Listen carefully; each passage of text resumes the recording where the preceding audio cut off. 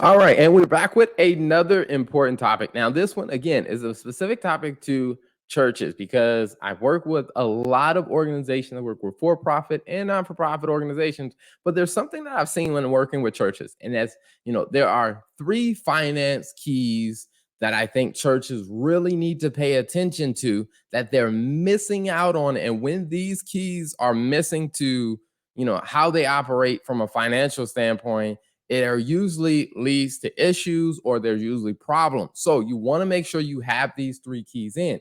Now, before we jump into those, just to give you a little bit of context, if you don't know me, my name is Terrell Turner. I'm a CPA. My background is accounting and finance. I work for-profit organizations.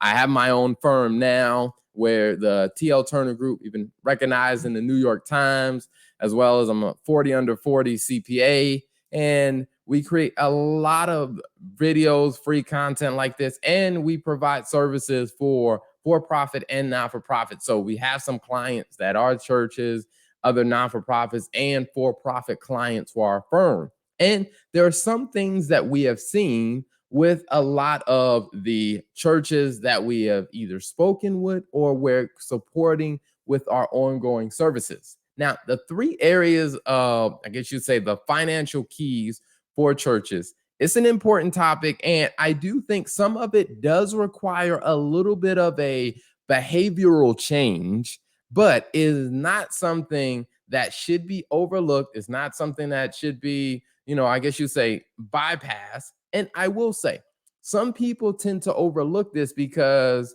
they're like, okay, all right, who cares? No one's asking us about this. And we don't have to file tax returns, so why should we do this? And one of the things that I have seen is that yes, you are right, as a religious organization you are not required to file annual tax return, but in the event that you get audited, these are the things and the processes and the different steps that you would have in place to be able to effectively make it through that audit. And then even taking it a step back, I mean, when you think about a church, one of the things that you want to make sure that you are presenting is that you are being good financial stewards over the money that is being given to the church. Because if you are not being a good financial steward of the money that is coming to the church, then, I mean, one is you're probably going to have a moral issue there if you're not being a good steward. And two is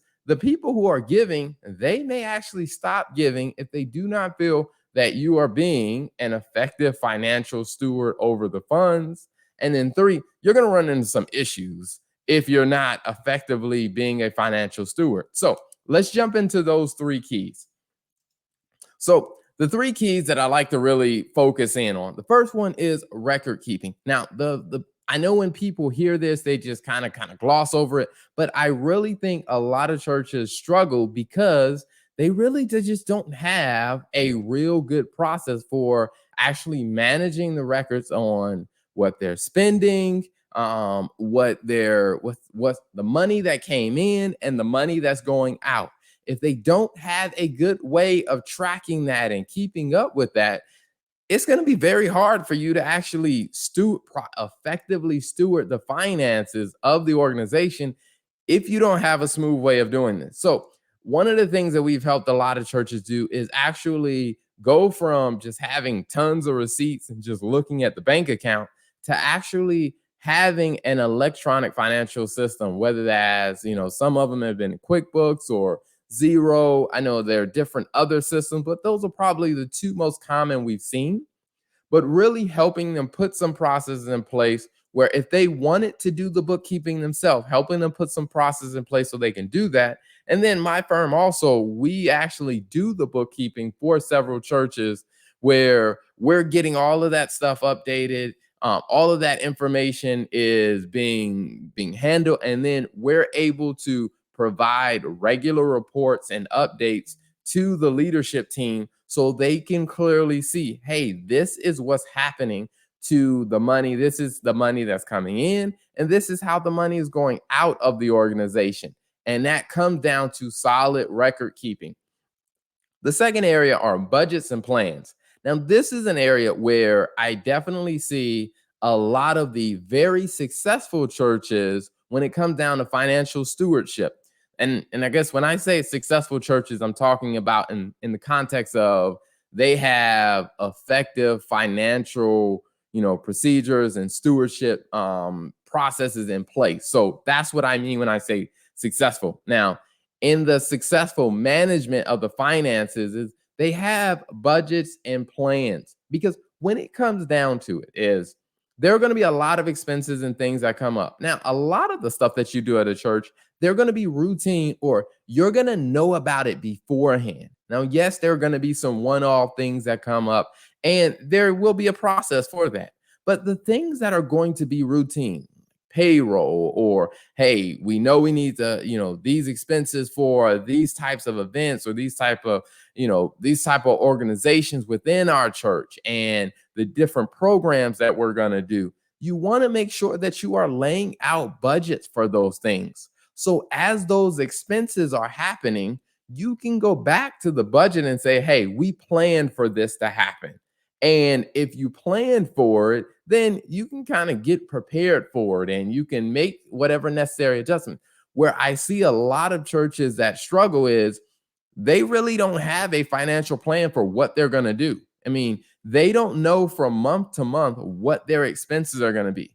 They're just hoping that people give and show up and give enough so that they can make ends meet. But one of the things that we've seen with a lot of successful churches is that they actually have budgets and plans where they sit down, they actually plan it out. All of the things that they are aware about, they start to actually create a plan. And they also have what you say an advisory board that actually is involved in that planning process as well. And then if they want to take it a step further to do things even, like I said, on another level, some of the electronic accounting systems that you have where you can actually load your budget and your plan in the accounting system. So when you load your budget and your plan in the accounting system, every single month, if you're working with a quality bookkeeper, you can get a budget versus actual, where it will compare, this is what actually happened during the month, this is what we expected, or this is what we planned to happen. So you can start to see, okay, all right, are we actually doing what we said we were going to do? And it helps you as a tool to help you manage and effectively steward the finances of the organization. Now, the third one is going to be reporting and oversight. I'm going to deal with the oversight one first. Now, when it comes down to churches, again, you don't have to file a tax return. And because you don't have to file a tax return, a lot of churches feel like, oh, then just the pastor can make the decisions, or, then, these two people will get in the back room and kind of make the decisions about this. Well, one of the things that I've seen to be more effective, or I guess for your successful financial, when I'm speaking successful, I'm saying financial management, that aspect of the church. The successful churches I've seen is they actually have a board that, hey, you have people who may be working in the church, like your administrator, your pastor, and so forth. Well, that person actually reports the information to the board, where they're like, hey, here's what's going on with the organization. Here's what we said we were going to do. And hey, here's what we're actually doing. Again, we go back to that budget versus actuals. Well, because when you have someone that you're actually sharing and reporting this information to, it increases the level of accountability. And that's what you really, really, really want to emphasize, not only just for the pastor, but you want everybody in the organization to have a level of accountability for how the finances of the church organization are being managed and handled. I mean, because when you think about it, from many churches that I've been in, whereas there is this understanding that you want accountability in other areas of your life, because we know that, hey, accountability tends to lead to healthier lifestyles. It tends to lead to a more fulfilling, and it tends to lead to healthier habits. Well, one of the things that we really need to do is take that same level of accountability that we know, if it exists in other areas of life, it leads to, hey, more healthy habits and productive life. We want to take the same accountability and we want to apply it to the financial management and financial stewardship of the church organization. Now, again, to be able to get to that level where you can actually report and be accountable in the financial area, you definitely need record keeping. You have to have some type of way of being able to track what is going on financially in the organization. Because if you don't have that, then then the question will be is, well, what are you going to report on? How will you know how much money came in, how much money went out? So you want to make sure that you have, a system for that.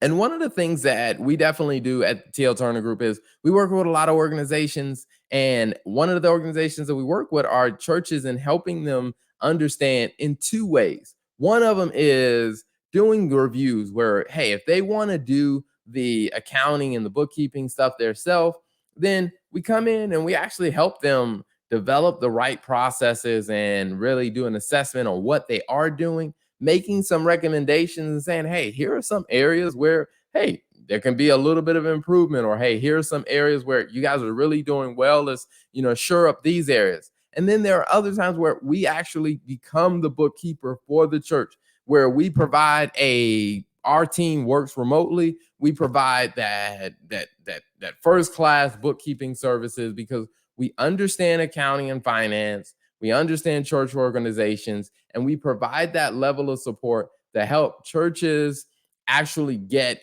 clean on their record keeping of the financial data. So it allows them to focus on serving the people and being able to clearly understand what is happening with the financial records of the church.